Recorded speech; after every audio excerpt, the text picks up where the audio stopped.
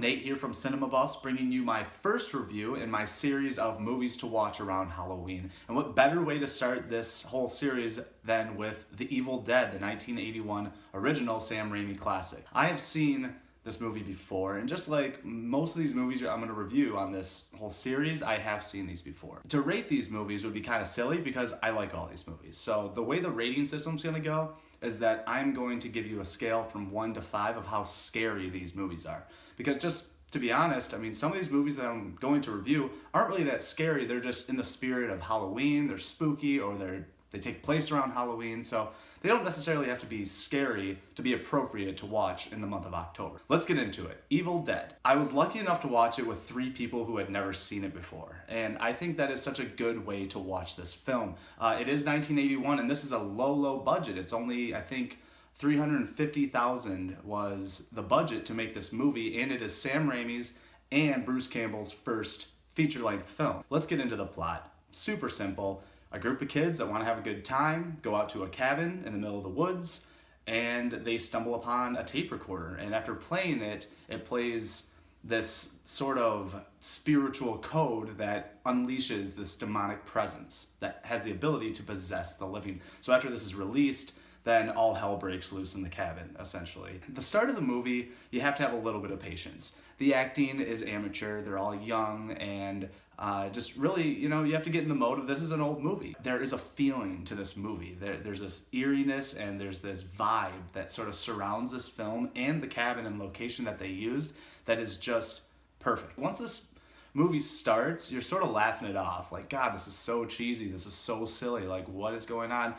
And then it starts to happen and you're like, whoa. Once again, going with Sam Raimi's direction and with how he handled this, you can tell he's having fun and he's new to this camera thing, he's new to this direction thing. He's like, let's throw the camera over there, let's have it stop at the ceiling and then pan downward, or let's get in a pond actually and put me in a dinghy, and Bruce Campbell pushed him through to get that view of the evil going across the pond and everything. He just really pulled out all the stops being like, I want to impress, I want to make sure that this is going to be quality for all the the small amount of money I have. Then about the halfway mark, Bruce Campbell's character Ash is alone all of a sudden, and this house takes its own character, its own presence. This cabin comes to life.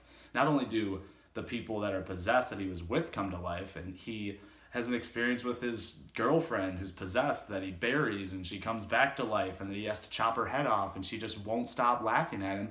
And all of a sudden it feels like this bad trip that Ash is going through. This movie goes straight horror.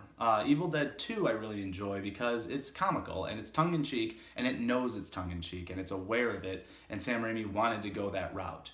If you haven't seen Evil Dead 2, it's kind of a rehash of Evil Dead 1, just with a bigger budget and pushes the story a little bit further than this one. Evil Dead is a lot more present in the media these days because of Ash vs. Evil Dead, which is the Starz original series that's going on its 2nd season. It's been a huge hit with fans and people that aren't really familiar with it. And then there was the remake right there of Evil Dead, a remake of this film.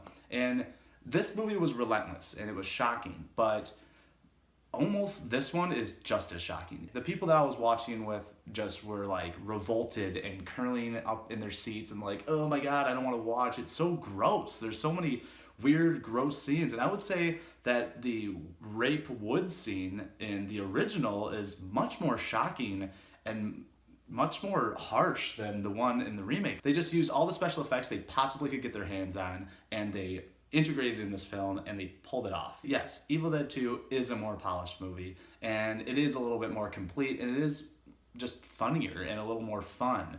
But this one, I'm glad I chose to review it because I've almost memorized Evil Dead 2, but this was just a little bit fresh again to me, and to see it with other fresh eyes, it was such a good way to kick off this whole thing. And if you are a fan of horror movies and you've never seen The Evil Dead, watch The Evil Dead. It sticks with you a little bit. You watch it then and you're like, that's fake, that doesn't look very realistic, that's really dated. But later when you're trying to get to sleep, it might creep up in your head a little bit about just how bizarre some of those images were. Let's go to the scary scale. Scary wise, I would probably give this, scary wise, I'd give it a 3.5. If it was back then, I would give it a 5 off the bat. Like, it is the most relentless of its time.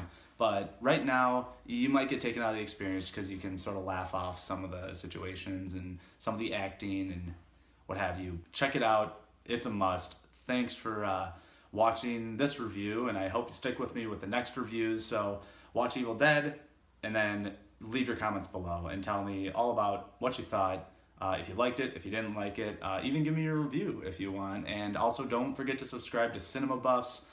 We appreciate all the support as usual. I think that Dennis will be joining me with a couple of these reviews because I have told him which ones I'm reviewing, and he's interested in not only seeing these movies he's never seen before, but reviewing them with me. Thanks again for watching, and remember, there's no place like the theater.